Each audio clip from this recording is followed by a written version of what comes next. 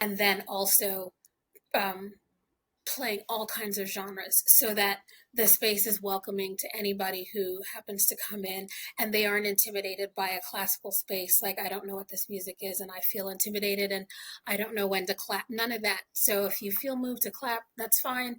If you don't know when to clap and you clap at the wrong place, that's fine. And we acknowledge that. If you're moved and you clap in the middle of, in between a movement, and that's not the right place the right time and place to clap, that, we acknowledge that, and we express appreciation, and we put people at ease.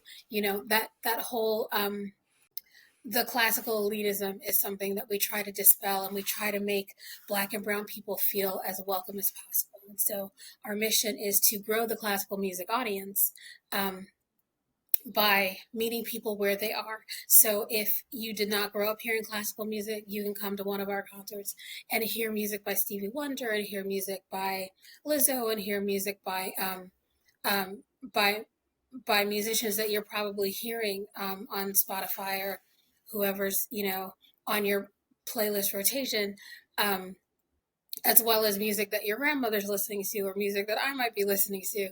Um, but then we're also going to introduce you to music by Burley, and we're going to introduce you to music by Courtney Bryan, and we're going to introduce you to music by Nkiru Okoye, and you're going to start to hear a through line of, like, what Black classical composers are writing, and their influences that are very much the same as your influences and what you're listening to, and we're trying to put everything into a historical context so that you understand that all of this music actually belongs to you, and that there's none of the, that classical music has always been popular music, and just because we rarefied it and put it in spaces that feel intimidating to you, that we don't believe that actually is real. We think that that's a construct.